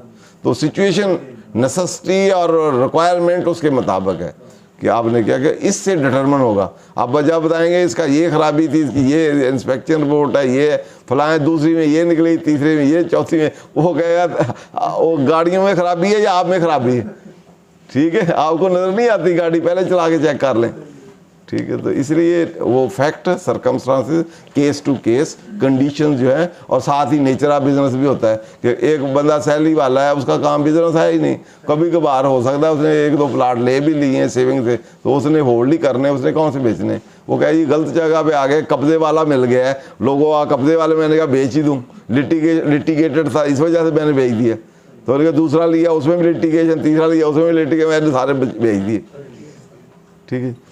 तो इस तरह उसको नेक्स्ट हम जो है वो अब 38 जो है, क्योंकि इसमें आपका डॉलर वाला एक्सचेंज आता है या दूसरे कोई आते हैं चीज़ें, तो उसको हम देखते हैं कि उसमें डॉलर वाला यूजुअली है कि गेन आ गया जी इतना है, तो अगर आपने डॉलर अकाउंट बिजनेस और जॉइंट में यूज़ होता है तो वो बिजनेस होगा, फिर बिज़नेस होगा तो सारा का सारा गेन जो उस पर होगा आपका बिज़नेस में जाएगा, तो उसमें आपकी टैक्सेशन होगी नॉर्मल स्टैंडर्ड से। अगर आपका पर्सनल है तो अकाउंट है तो फिर पर्सनल एसेट मूवेबल जो होते हैं उसमें टैक्सेशन नहीं है, लेकिन प्रोवाइडेड के 38 में ना फॉल कर जाए। 38 को हम देख लेते हैं, 38 का 5। 38 में पहले डिडक्शन को देख लेंगे, पहले 5 को देख लें। 5 देख लो, उससे रेफरेंस से है। 35 देख लेते हैं, और उसके बाद फिर ये डिडक्शन भी जो हमने कैपिटल गेन कहे हैं, इसमें से कुछ डिडक्शंस भी हैं, डिडक्शन करके नेट करके आप गेन कैलकुलेट करना है। 35 इसमें लॉस रिकॉग्नाइज, वहाँ हमने कहा था नो लॉस नो प्रॉफिट, तो कुछ में कहा था प्रॉफिट लॉस दोनों। अब तीसरी सिचुएशन आ गई लॉस नहीं होना, प्रॉफिट ही प्रॉफिट, ठीक है। कुछ हमने आइडेंटिफाई किए थे 79 वाला, 95, 96, 97, 98 नो लॉस तो नो गेन, ठीक है। फिर पहले जो थे 1 में और प्रॉपर्टी में और वो लिस्टेड सिक्योरिटी, उसमें प्रॉफिट भी गेन भी लॉस भी दोनों हो सकते हैं, ठीक है, सेटअप भी हो सकते हैं ऑनवर्ड। अब आखिरी सिचुएशन ये होगी, पहले तो मूवेबल एसेट पर्सनली यूज जो है वो आपके आउट ऑफ स्कोप थे पर्सनल एसेट के, लेकिन ये मूवेबल हो के भी पर्सनल यूज है तभी ये कैपिटल एसेट है। और फिर तीसरी कंडीशन इसमें आई कि इनमें लॉस कोई नहीं, इसमें सारा का सारा ही प्रॉफिट है। पहले लोग कह रहे थे जी इतना सोना था, ये आया वो आया तो ये मैंने बेचा जी, से ये ले लिया, कैपिटल सीट है। उन्होंने कहा ना जी ये कैपिटल सीट भी नहीं है, ये स्पेसिफिकली कैपिटल एसेट है और इनमें लॉस भी नहीं रिकॉग्नाइज करना है, ये बेचना है तो इसमें गेन ही रिकॉग्नाइज करना है, और गेन भी कैपिटल एसेट में अंडर सेक्शन 37 में, even though that is being held as a personal asset, personal use करते हैं अपने या बीवी के या डिपेंडेंट के जिसके भी करते हैं, इन पे आपने गेन ही गेन है बस, इसमें कोई लॉस नहीं कि सोना कम नहीं होता, कम नहीं है, प्रॉफिट में ही है। बेशक आप कहें जी मैंने कम पे बेचा, उनका नहीं ये ज़्यादा पे, ठीक। ज्वेलरी पे बहुत बड़ा कंफ्यूजन है, यानी कि आज भी जो पुराने हैं ज्वेलरी बस डाल ले, वो कल को बेच के गेन हम फलान कर ले। पहले ऐसे ही था ना, ये अब नया लॉ जो 38(5) में आया ना, पहले नहीं था ना, ये अब नई चीज़ें आई हैं तो नए के मुताबिक होंगी ना। पहले जहाँ एक्सप्रेसली कोई लॉ नहीं था तो वो मूवेबल एसेट सोना चांदी जो भी चीज़ें थी उसको personal asset held for the personal use आप पर्सन या डिपेंडेंट समझते थे ना, तो उस पर टैक्सेशन गेन जो होता था उस पर टैक्सेशन नहीं थी। तो ये पुराने 79, 1922 पुराने सालों में नहीं थी, ये स्पेसिफिकली ऐड किया गया है इस नए में। तो जब वहाँ से निकाल के यहाँ किया है, लोग यही शो करते थे ये बेचा, सोना बेचा, ज्वेलरी बेची, ये डॉरी थी, ये फलां ये वो, तो वो ठीक है, टैक्स वाले कहते थे हाँ भाई ठीक है, personal held for the purpose of personal, ये मेरे जी शादी पे मिला था, ये वाइफ को मिला, ये इधर से मिला, उनका ठीक है भाई आपने बेचा, इतनी रसीद लाए सोने वाले की वो ला के देते थे बनवा के, तो फिर उतनी वाइट मनी जो भी जहाँ भी उन्होंने उसको आपका मेकअप करना होता था डिफरेंशियल को, प्रॉपर्टी परचेज ये वगैरह तो कर लेते थे। उनका ये एरिया है जब आइडेंटिफाई किया यहाँ से लोग मैनेज करते हैं, तो उन्होंने कहा चलो ये पर्सनल एसेट जो है, जो मूवेबल पर्सनल एसेट हैं, ये वाले जो स्पेसिफिकली यूज़ होते हैं वो एंटी आपका उसके लिए एंटी टेक्निक होती हैं टैक्स एविजन के लिए, तो उसको आप बंद कर देते हैं, तो उसके लिए फिर ये सेक्शन डाल दिया गया। अगर चोरी हो जाए जी अपनी, तो लॉस नहीं है। वो कहते हैं लॉस नहीं रिकॉग्नाइज करना। उसको भी हम ये नहीं करें, नहीं गेन ना करें, ना करें वो, लेकिन वो आपकी अमाउंट सेम निकल जाएगी। अमाउंट सेम निकल जाएगी उसमें। ये समझ लॉस, आप लॉस क्लेम नहीं कर सकते। ये नहीं कि लॉस करके आप कहें जी सेट ऑफ करें दूसरे केस के। जितने बाकी गेन्स आते हैं ना, पहले सारे गेन कैलकुलेट करेंगे, जितने लॉसेज या डिडक्शन होंगी वो उसमें से लेस करेंगे, जो नेट गेन आएगा वो टैक्सेशन होगी।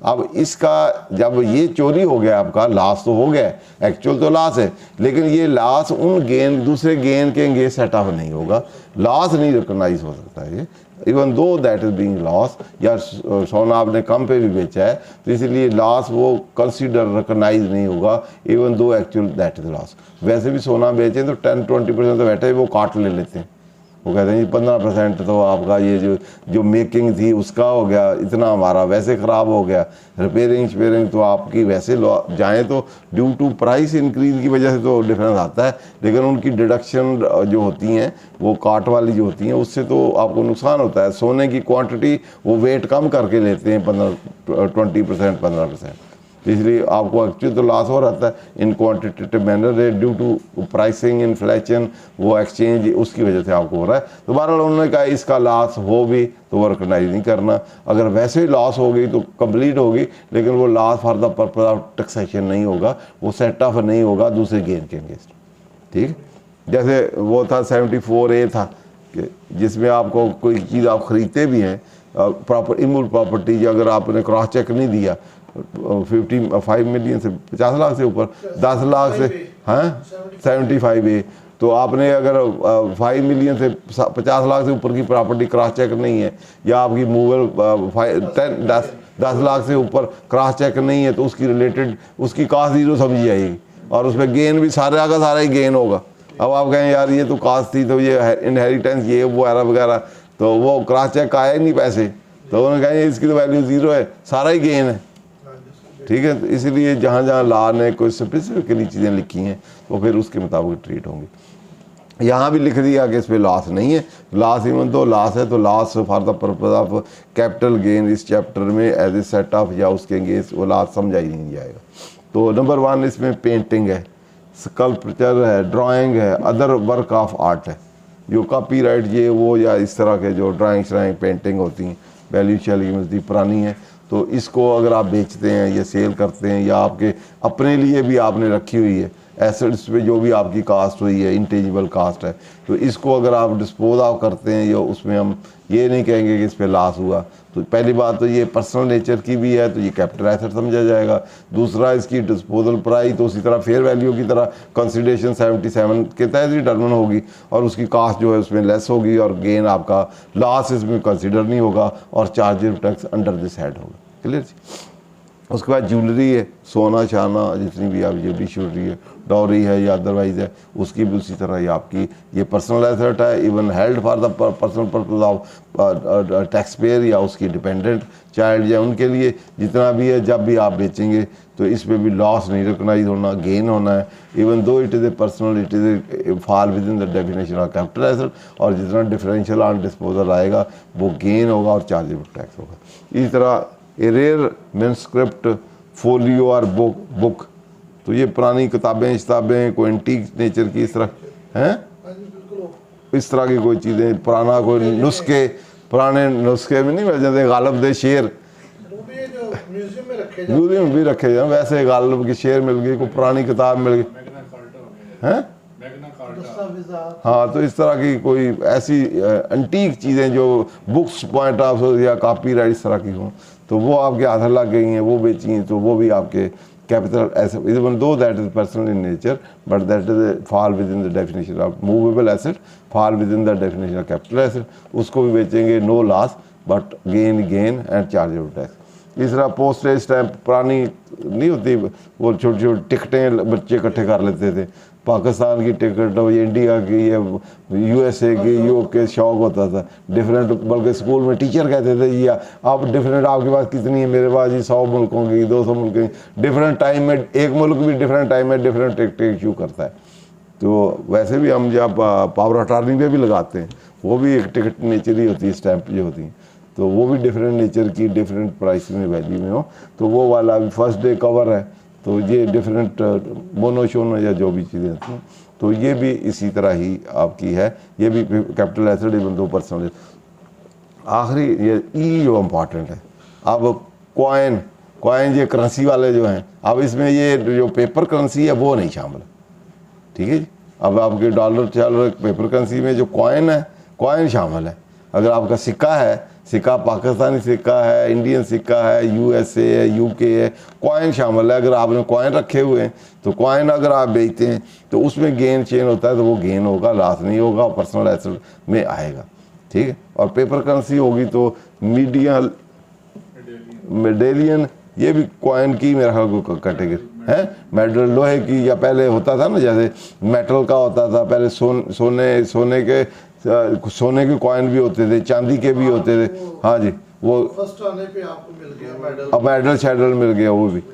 तो कॉइन करेंसी डिफरेंट नेचर की, गोल्ड करेंसी, फिर उसके बाद धातु की करेंसी, सिल्वर, चांदी, सारी वो करेंसी चलती नहीं, वो कॉइन उसके होते।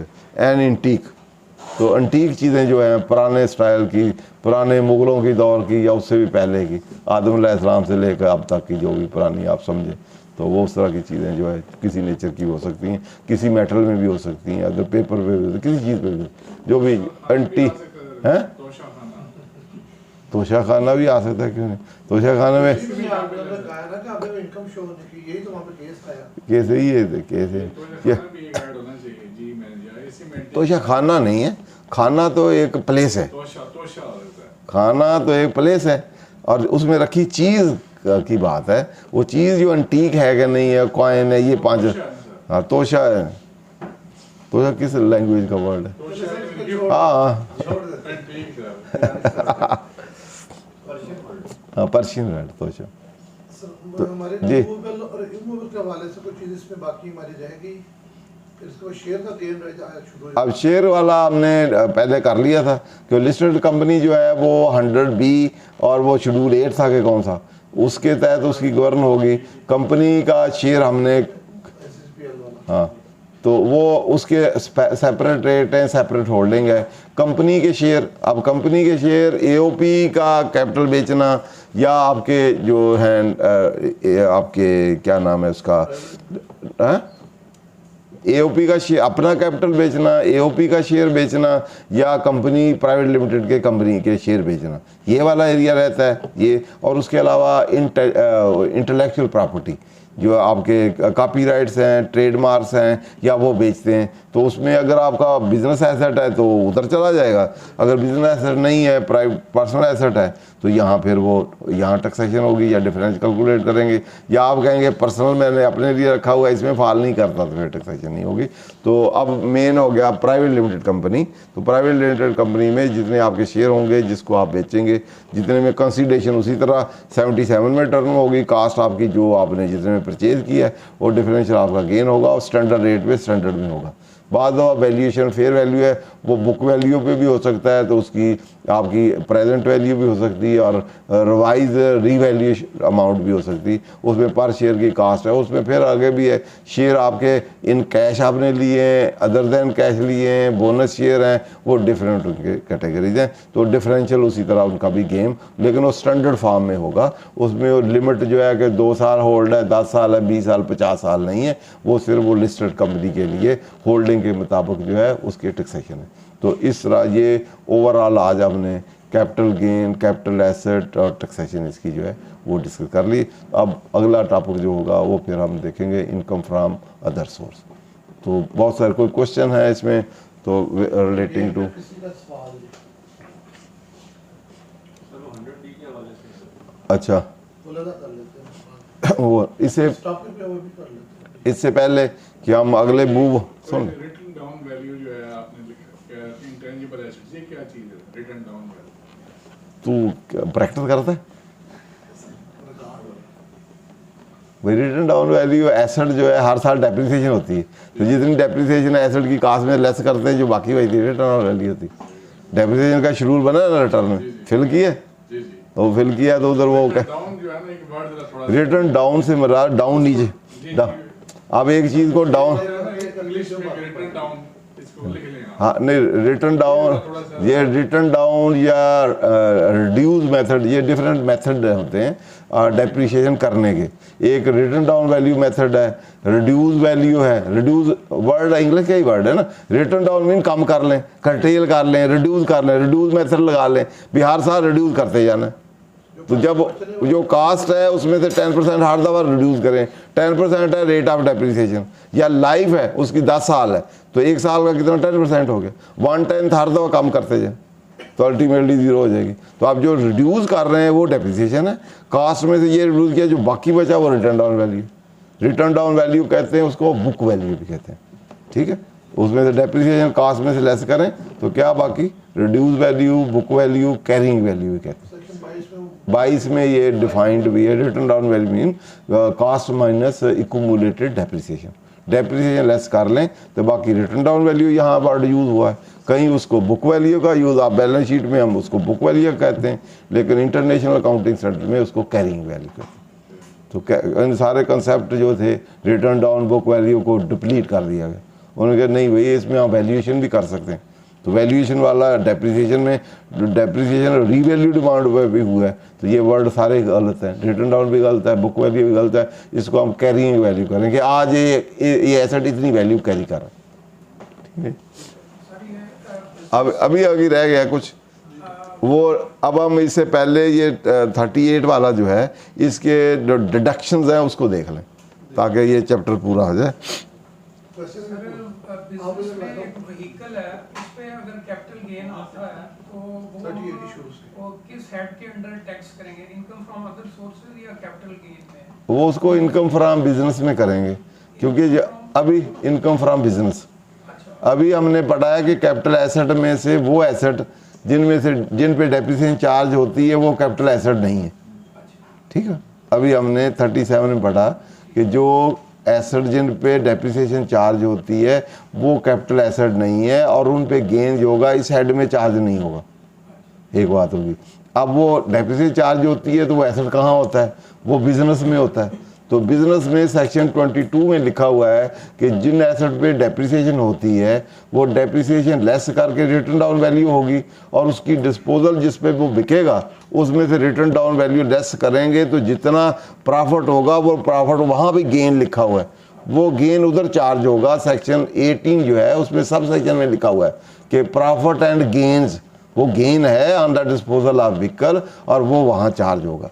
अब कितना होगा ये एक अलहदा स्टोरी है, क्योंकि वहाँ सिर्फ गाड़ी आपकी 25 लाख की है, 75 लाख एक गाड़ी जो है आपकी, जो कमर्शियल है वो नहीं, जो आप अदरवाइज गाड़ी लेते हैं उनकी आपकी cost at the max 75 lakh तक आप ले सकते हैं। अब 75 लाख से ऊपर जो होगी उसमें डेप्रिसिएशन नहीं होगी।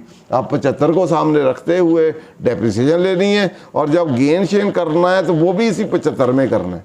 वो जितनी आपने लेस की हुई है डेप्रिसिएशन, इसी रेंज में आप कैलकुलेट करेंगे गेन। ये नहीं कि टोटल वाला गेन जो ऊपर वाली है वो गेन में नहीं आएगी, इसलिए उसकी calculation eight the time of gain वो 75 लाख का प्रोपोर्शनेट। अगर डेप्रिसिएशन आप टोटल में से भी लेस करते हैं, जब आप देख लें सपोज आप 75 लाख है तो करोड़ की आपकी है, तो करोड़ में से 75 लाख 75% है, 100% की डेप्रिसिएशन आपकी, 25% आपको डेप्रिसिएशन नहीं मिलेगी। इट मीन टोटल डेप्रिसिएशन में से आप कितनी गेन करेंगे, 75% क्लेम करते जाएंगे। जब गेन भी कैलकुलेट होगा टोटल कैलकुलेट करेंगे, लेकिन उसमें से 75% टैक्सेबल होगा, 25 पर नहीं होगा, क्योंकि उसमें डेप्रिसिएशन नहीं आपको मिलेगी। इस तरह कंप्यूटेशन आप व्हीकल की कर लेंगे। सर ये इंटेंजिबल एसेट्स की भी रिटर्न डाउन वैल्यू ये कैसे होगा सर? उसमें से उसको कहते हैं, ये 3 वर्ड होते हैं, एक होता है डेप्रिसिएशन, एक होता है अमॉर्टाइजेशन, एक होता है डिप्लीशन। तो डिप्लीशन, डेप्रिसिएशन और अमॉर्टाइजेशन, जो इंटेंजिबल एसेट फिक्स एसेट होते हैं, यूजली प्लांट, मशीनरी, गाड़ी शाड़ी, फर्नीचर, फिक्चर, ये इनकी वैल्यू पहले लेक्चर हुआ था, उसमें कहा था ये डिट्यूरेशन जो वैल्यू में होती है इसके डिफरेंट फैक्टर्स होते हैं। एक तो फिजिकल है, फिजिकल मीन्स एक्चुअल उसके यूज़ की वजह से उसकी वैल्यू कम होती है। एक आपका जो है वो एनवायरमेंटल फैक्टर है, उसको वियर टीयर कहते हैं। एक ऑब्सोलिसेंस है, कोई टाइम की वजह से आउटडेटेड चीज़ होती है, जैसे कंप्यूटर आपने लिया 2 महीने नया मॉडल आ गया, ऑब्सोलिसेंट फैक्टर होते हैं। तो फिजिकल फैक्टर है, एनवायरमेंटल है, इस तरह डिफरेंट फैक्टर से किसी चीज़ की वैल्यू या वियर टीयर यूजेज से कम होती है। तो जो वियर टीयर वाले हैं या फिजिकल वाले हैं, प्लांट, मशीनरी, बिल्डिंग, जिनकी वैल्यू कम नहीं होती उन पर डेप्रिसिएशन नहीं होती। जैसे लैंड है, वैल्यू जनरली बढ़ती रहती है, तो वैल्यू कम नहीं होती तो उस पर डेप्रिसिएशन नहीं। तो यूजुअली जिनकी value due to physical wear tear से या ऑब्सोलिसेंस से या एनवायरमेंटल फैक्टर से, लोहा बार पड़ा रहे तो आपके वो जंग शंग लग जाता है, तो उसको ऑब्सोलिसेंस या उसको एनवायरमेंटल फैक्टर कहते हैं। जिसकी वैल्यू कम हो ओवर द टाइम या ऑब्सोलिसेंस आउटडेटेड की वजह से, सिस्टम की फार्मूले की वजह से, तो उन पे डेप्रिसिएशन चार्ज करते हैं। ये डेप्रिसिएशन वाले एसेट जो होते हैं, ये building, plant and machinery, fixture, vehicle शिकल है, ये इनको हम जो टेंजिबल और मूवेबल और removable asset long term life के जो होते हैं उस पर डेप्रिसिएशन चार्ज करते हैं। अमॉर्टाइजेशन में इनटेंजिबल्स हैं, तो इनटेंजिबल एसेट में तो जो आपका कॉपीराइट्स है या आपके ब्रांड है या आपका फार्मूला है या आईटी वाला सॉफ्टवेयर है या आपका कोई पेटेंट है, कॉपी, वो ये सारे जो आपके मूवेबल तो हैं, वैल्यू और भी रखते हैं, लेकिन वो आपके टेंजिबल नहीं है। तो इसको भी आप जब परचेज करते हैं तो कोई कास्ट देते हैं आप, या गुडविल भी है, तो गुडविल भी आप डिस्पोजल करते हैं तो उस पर गेन भी आता है, वो वाला गेन भी चार्जेबल टैक्स अंडर सेक्शन 37 है। तो जब आप उसको आपने जब अब इंटेंजिबल एसेट की 2-3 कैटेगरी हो सकती है एक्विजिशन में। एक ये हो सकता है कि आपने खुद बिल्ड किया, आपने खुद फार्मूला बनाया, तो उसमें भी कोई कास्ट आई, सेल्फ कंस्ट्रक्शन जिसको कहते हैं, तो वो आपकी कास्ट आई। एक आपने किसी और से परचेज कर लिया, कि थर्ड पार्टी की बात था, सॉफ्टवेयर आपने खरीद कर लिया, या किसी और ने ट्रेडमार्क लिया हुआ उससे आपने परचेज कर लिया, तो जो पैसे आपने उसको दिए हैं वो आपकी कास्ट है। बेसिकली डेप्रिसिएशन या आपका अमॉर्टाइजेशन या आपका डिप्लीशन जो है, it is allocation, systematic allocation of cost. जो आपने कास्ट इनकर की है, इसका जो मैंने पहले कहा फिजिकल ऑब्सोलिसेंस, वो भी एक ऐसे फैक्टर्स हैं जिसकी वजह से वैल्यू कम होती है, लेकिन अकाउंटिंग टर्मिनोलॉजी में ये यहाँ वो उसका इतना बल दखल नहीं है। बेसिकली जो हमने कास्ट इनकर की है, हम कहते हैं कि ये asset over the life use होगा, तो इस कास्ट को हम रिकवर कर लें, या इसको as a long term expenditure है, इसको शॉर्ट टर्म एलोकेट कर लें। जितने जैसे नॉर्मल एक्सपेंडिचर होता है, इसको भी एक्सपेंडिचर है, लेकिन जैसे ये यूज़ हुआ है उस तरह इसको एक्सपेंडिचर कर लें। एक एसेट है जैसे प्लांट है, 10 साल के लिए यूज़ होगा, तो हम उसकी कास्ट को over a period of 10 year इसको एलोकेट कर लें। तो उसके लिए कोई फार्मूला हो, उसके फार्मूला हम कहते हैं, एक तो है कि एलोकेशन के लिए अब क्योंकि बहुत आगे टेक्नोलॉजी बढ़ गई है तो डिफरेंट व्यूज़ आए। पहले पुराने ज़माने था ये स्ट्रेट लाइन मेथड लगा लें, हर साल 1/10 कर दें। लेटर है भाई, ये तो बात गलत है। पहले साल में तो कम यूज़ होता है, अगले सालों में ज़्यादा प्रोडक्शन होगी तो और मेथड दें। उसने कहा चलो ऐसे कर लो, इसको रिटर्न डाउन वैल्यू कर लो। पहले 10% लगाया तो अगले दफ़ा 90 रह गया, फिर 10 लगाया, इस तरह ख़त्म करो।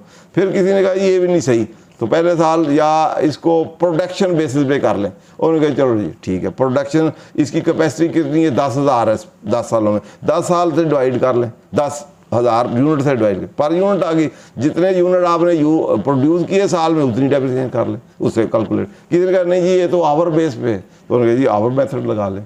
ये किसी ने कहा ये sum of the digit year method ठीक है, जैसे 5 साल है, 1 + 2 + 3 + 4 + 5 टोटल कितना हो गया।